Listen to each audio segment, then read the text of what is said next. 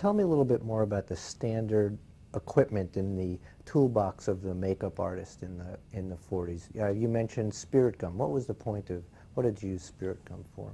Well, you glued on wigs with spirit gum, and you glued on mustaches, and you maybe built a beard. In other words, you would put on spirit gum, and then you'd take hunks of hair, and you would lay them on, you know, one on top of the other until you got it in the right shape, and then you trim it and dress it and so forth. That was very common because it was much cheaper than, say, going to a wig maker and say, you know, make me a full beard. That would cost quite a bit. So a lot of that was done for history, period shows, sideburns, mutton chops, mustaches, beards, all that sort of thing. It was the only adhesive. Spirit gum is really a very old type of adhesive. It's been used in various forms for I don't know how many decades, maybe even a couple of hundred years, I'm not sure. But we didn't get more sophisticated adhesives until, only maybe 20 years ago. So anyway, so it was spirit gum. And then, of course, you had your brushes and your scissors and your various tools, sponges, and the makeup materials fell into just a few categories. Like I said, we call them either foundations or bases, meaning the color that you put on for the basic coat, which could be either pancake or some kind of grease. Then you would have, obviously, the typical beauty things like lipstick and eyeshadow and eyebrow pencil and that sort of cosmetic. And then you would have certain theatrical colors, shadows of different sorts, and colors that would, say, make a black and blue mark or something odd, and then things in the blood department, artificial bloods, and things that would make wounds. What was blood made from in those days? Blood was made generally Max Factor. Most of the cosmetic companies had a blood, but they all had something like mineral oil or propylene glycol or some other material in it that would not dry and was loaded with pigment. And they looked terrible because they were very opaque. They looked like paint. And the colors were wrong. There was everything wrong about them. I changed that many years later. In black and white television or films, you didn't even have to have a red. Sometimes we used Hershey chocolate syrup, ketchup, all kinds of things we used. Oh, and then you had tooth enamels. That was one thing that came from stage. You had tooth enamels for changing color of teeth or making them black so they wouldn't show, things like that, and hair whiteners for graying hair. I'll never forget, there was one actor who insisted that the only thing that would whiten his hair was Colonos toothpaste. I remember I used to use it. Colonos was a popular brand at one time. But, of course, it was ridiculous. It put a little light in his hair, but it was greasy, gooky stuff that was impossible. I mean, ridiculous. But I had to use it to keep him happy. But we also used to use Griffin all-white shoe polish. And a lot of things like that were not legitimately cosmetic. Talcum powder? Talcum powder, more than talcum powder, aluminum powder, which gave a silvery look, which looked very phony, and was hazardous. Let's talk about ketchup just for a second. Just to dispel the notion of ketchup as blood. Used commonly? Not commonly sometimes? I never use it. I never use it, but I've heard that ketchup was sometimes used. Perhaps more in amateur theatrics than on stage, but I do not know. But on television, Hershey's chocolate worked just fine. Yeah, I think I might have used it. I really don't remember distinctly. I only know that some people did use chocolate syrup. And the material you described on the teeth, did you use teeth caps at all, or stuff that you painted on the tooth? No, this was a paint, and then kind of like an enamel, like nail polish enamel. And you would of course dry the teeth so it would stick, and then you paint it on, and then you kind of dry it with a hairdryer, you know, before you close your mouth and wet your teeth again. Did you have little portable hair dryers in those days? You know, I can't remember. I was just thinking, as I mentioned that, I was trying to remember whether we did. I do not know. I don't think, perhaps not. We would probably have to fan it with something. Who were when you joined NBC in '45, was there somebody who was, at that point, the best makeup artist in the business? Was there somebody who was the #1 makeup artist at that point? In what? Television? Films? I guess in film. It would in be. films. Or well, theatrical. The Westmores were undoubtedly fantastic makeup artists and wig makers and hair people and all that sort of thing. There was a whole family of Westmores. There were about 5 brothers. Their father had been a wig maker, an English wig maker, and started up in the silent days. I think Peirce got his, I think the story is that Peirce first was kind of recognized when Adolphe Menjou, probably hungover, cut off part of his mustache, and it was an emergency. And they sent the son, Peirce, to help him out, and he pasted on such a good duplicate that he was hired from then on to be the makeup artist for Adolphe and sundry people. Did you admire their work? Oh, very much, very much. The main makeup artist when I was young, well, Jack Pierce was the monster maker of Frankenstein, the werewolf, all of that. That was all his work, and that was great in its own way. The Westmores were famous for everything: beauty makeup, character makeup, foam latex, all of that. And there were really three of them were really the biggies: Peirce and Ern, who were twins, and Wally, and Bud was the little brother who they kind of helped along. Then MGM had Jack Dawn, who was also a terrific makeup artist, and was, of course, responsible for The Wizard of Oz.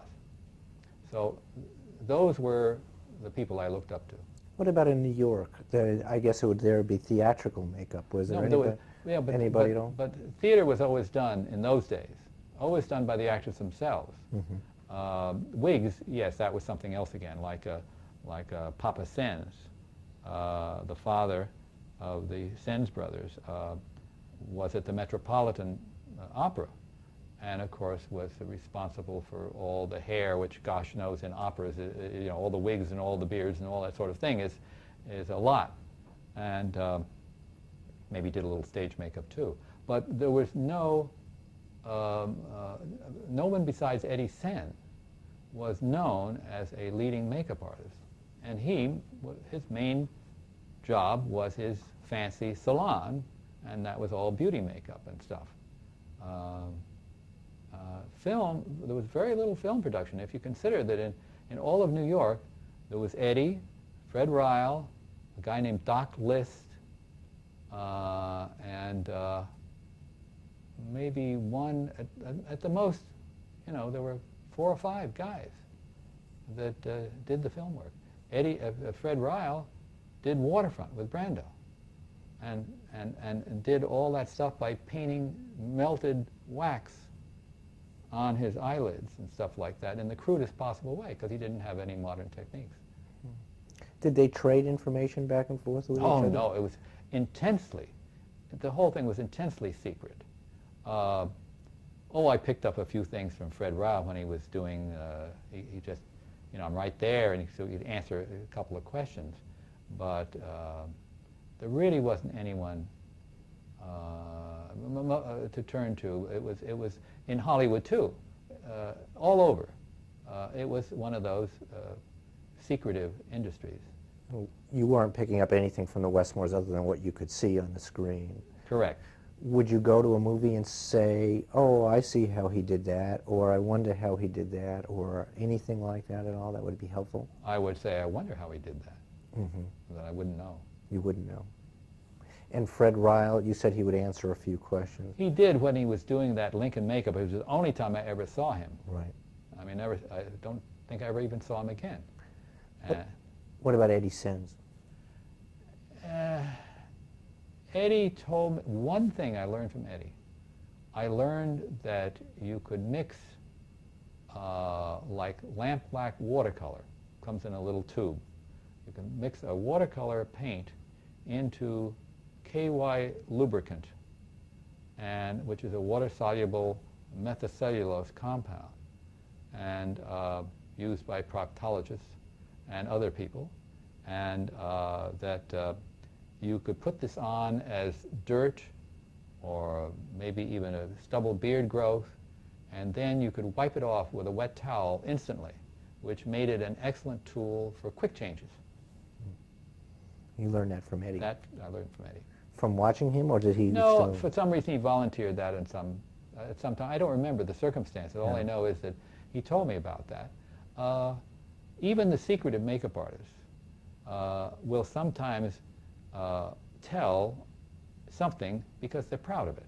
Now here's a great trick I learned, you know, and so you'll get some things like that. But to show you how secretive it can be, I'll fast forward a bit to working on The Godfather, and of course blood was very important on that, and we did tests for blood and all that sort of thing, and finally it was established by film tests to use my formulation. So I had to then provide the special effects man with blood because he was going to use it in some of his explosive effects. I gave him my formula, and a few days later, his assistant, who was not a Hollywood man but a New York man who was, you know, assisting him, said, "Dick, you know that blood formula that you have, is that secret?" I said, "Hell no, I don't keep any secrets." And he said, "Well, gee, you know, when Sass," that was this guy's name, "when Sass mixes up the formula, he throws me out and locks the door." Now, it wasn't even this guy's secret, but he was keeping it secret from his assistant. That was the mentality. My gosh. So, you're hired by NBC. Do you remember your first day at NBC, going in there? No. What are you going to do? Oh, wait a minute. Wait a minute. I think I do. There was a secretary who had a very, not an attractive face, kind of a plain face. And so I was supposed to do a straight makeup on her, using the television colors and so forth. And I did, and they put her on camera. And I remember there was an assistant director, or a junior director. I think his name was Ronald Oxford, very dapper young guy. And we're looking at the monitors, and I'm not feeling very good because this gal does not look very pretty at all. And I remember Ronald turning to me and saying, "Well, you haven't exactly got a good subject there," or something like that. He was kind of letting me off the hook by saying the girl was plain. So I do remember those early days of testing and trying to learn how to do television makeup. And you learned it by putting these people on camera. Yeah. It was the only way you could learn it. And then, of course, then actually making up people for the dramas that they had and just jumping into it with both feet. Would you literally run down from the control room down onto the set, back and forth, where you would view something on camera? And then well, in the studio, the control room was only feet from the floor, so that it was no problem to jump back and forth. And yes, I would always, the great thing about television for me, and why it was so ideal for me to learn makeup in television, by growing up in television, was the monitor. You didn't have to wait for screen tests, for dailies, or anything like you do in films. It was there. You could see immediately what your makeup looked like and where the flaws were, and you could go run right out and fix them if you could, and go back in and seeing whether your job was now corrected. So it's a wonderful tool to do makeup. And directors were okay with the notion of you going back and forth and changing? Were they pleased that you were doing this, or were some directors more patient than others with your work in doing makeup? Let's talk about the three directors, I guess, that were there. Well, the different attitudes, I imagine. Yeah, well, they were all individuals, of course. I remember there was a very professorial, elderly gentleman. At least he seemed elderly to me at that time, named Ernie Collins? Ernie Collins, yeah. Yeah, he was very nice, very courtly and gentlemanly-like. I think he had pince-nez glasses, if I remember correctly. And he was very gentle and never hollered or got excited or anything like that. But there was a short, chunky guy named Eddie Sobel, who was quite rough and could, you know, really scream and holler and carry on if the occasion demanded it or if he thought it did. And it was impatient, and was the kind of guy who would be sending the assistant director down to the makeup room and say, how much longer? And that sort of thing. Who was the other one? I can't remember. Oh, yeah. Well, you had Fred Coe, right? Well, but he was not a director yet in my first couple of years. Assistant director. Warren Wade. Warren Wade was only directed on occasion. I mean, he really wasn't a regular director, and he wasn't there when I first started. He was brought in a few years later as head of the production department, and was a comic character if there ever was one. In what way? Well, in Howdy Doody, there was a character named Mr. Bluster. Well, that was typical. I mean, I don't know whether one was copied after the other or not, but it did seem that they were meant for each other. He was a big, heavy man, jolly, and but with tremendous energy. So he was always kind of dashing around with great importance, and his jowls would kind of flap around like a bulldog. And if he directed, the production, it seemed to me, was saved from disaster by the competent people who were associated with him. Maybe I'm being too unkind, but part of it, you know, the impressions I think we form of the efficiency of someone are often based on how they appear and their personalities. And so, because of the way he acted and the way he looked, you couldn't take him seriously. Apparently, your impressions match everybody else's. He apparently Well, wasn't okay. very competent. Do you have a Warren Wade? Was there a Warren Wade story that you recall that typical? I can't tell it. It's too naughty. I do know of the story you're referring to. Do you? Oh, well, do you want to tell it? Do you want to tell it? All right. Why not? Yes, It's I a think good we're story. probably talking about the same story. Yes, we are. Warren Wade always tried to be very impressive. It's part of his act. And there was a big, I don't know quite what the occasion was, but there was a big thing at NBC, a kind of a party, promotional thing, whatever it was. It had a lot, they brought in a lot of guests, very important people in, you know, in the news area, whatever. You could fill this in better than I. In any case, a couple of the NBCers decided to pull this stunt on Warren, and so they got an actress, very beautiful, sexy actress, and she was all dressed up and everything, and so in this get-together, they, you know, bring Warren over to introduce her to this very important person, a producer from something or other, some organization, something like that, that he would obviously want to impress greatly. So he gives his courtly bow and extends his hand to her, and she extends her hand, but somehow her hand passes by his hand and grabs him in the crotch. Whereupon poor Warren went through several shades of red, scarlet, and purple. That's the story? That's the story. Okay. Now, you also, I recall a story about Ernie Colling and his gentleness and how it worked against him with an actor named Grumschmidt. Krumschmidt. Oh, that Krumschmidt. wonderful name, Krumschmidt. I love it. Krumschmidt. Mr. Krumschmidt. Is that the one in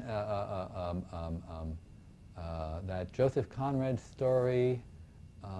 Where he won't get off the air? Where they It must have been that one. This was Victory, Conrad's Victory. We're doing this with, now, this is interesting, I think. When I look back over the shows that we did, and I see the famous actors and actresses that we got on television, even in the early days, it's quite remarkable. I used to have the impression that we didn't get to the big names until years later, or, you know, 4 or 5 years later. No, right at the beginning, we were getting top people. Uta Hagen, who is legendary, was in Victory. And the scene that was a disaster, and it wasn't entirely Ernie's fault, I don't think, at all. But there's a scene where someone tries to kill Uta Hagen. No, I may have. There were several things that went wrong in that film. One was that attempted killing where this person used the fake knife in such a stupid way that it didn't look like it even contacted her. But what happened is there's a scene with two people. I guess Krumschmidt was one of them. They're in their own scene with quite a bit of dialogue between the two of them. One of these two actors goes up in his lines, and they obviously have to ad-lib, and so they skip. And he skips a lot of his lines and gets to a later part of the scene and goes on from there. And the other actor just goes along with him. And they get to what is ostensibly the end of the scene. And yes, that's it. And so the cue is naturally to cut to another shot which is now Uta Hagen. So the camera cuts away from this twosome. And there's Uta Hagen.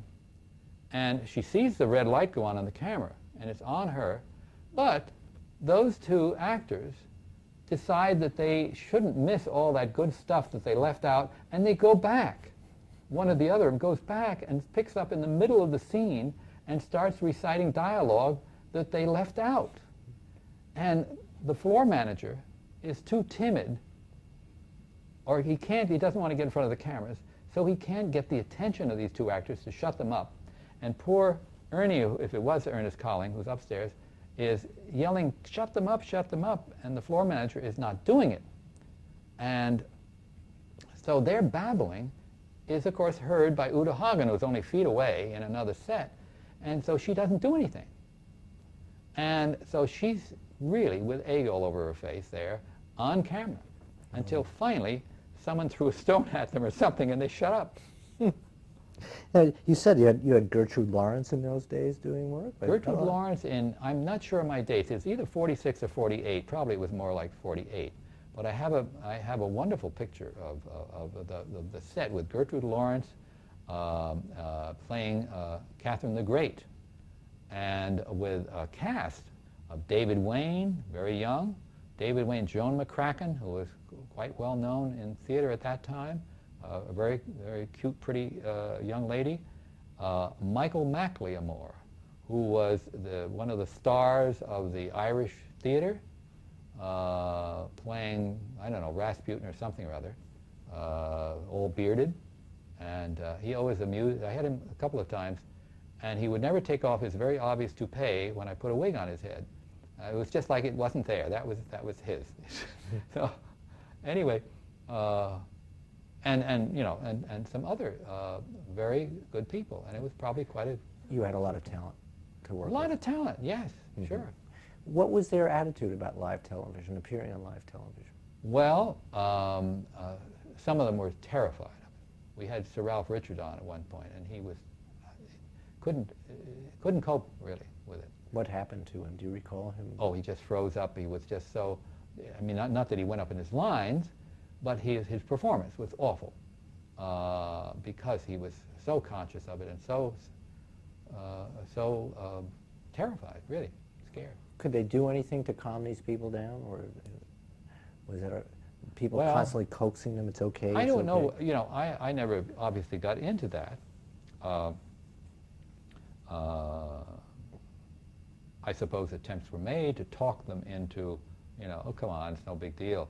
But I don't know what attempts were made, and whether they thought that it would, they'd work their way through it once they got on the air. I have no idea. Would they talk to you while being in the chair about their nerves or how nervous they were? Sometimes. Some people will, some people won't. The thing is that TV was such a quick, get it done quick, rough and ready sort of situation that you seldom developed, an intimacy with actors who were strangers, if you were strangers. It was only with the people who worked on television frequently that you developed a real wonderful, close relationship and would talk. about problems.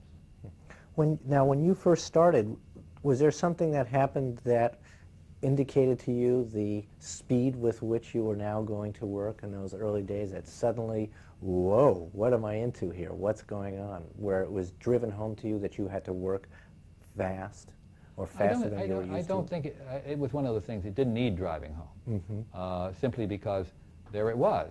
You had a schedule. They were maybe allowed so much to do the makeup. It was always not enough time. I started rushing from the minute I really worked on any of those shows, and it had to go on the air. What was your response to those first things that you had to Well, watch? sure, I was scared, and very tense and very nervous, and it was certainly, not easy adjusting to this. And besides, it was, virtually my first real job. So there were all kinds of problems, and I had no confidence in my abilities. I didn't think I was very good. I was woefully aware of my deficiencies, of the crudeness of my makeup, and just trying to make it better.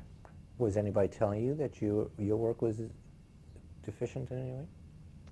I don't know whether there was anything of a serious nature of that sort. I don't think, first of all, they didn't expect much.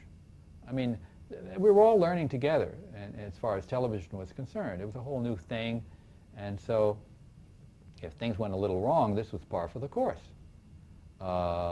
Maybe, I'm sure there were times when someone said, well, couldn't you make the hair a little grayer or the mustache a little longer, or some, comment which a director would normally make in any case.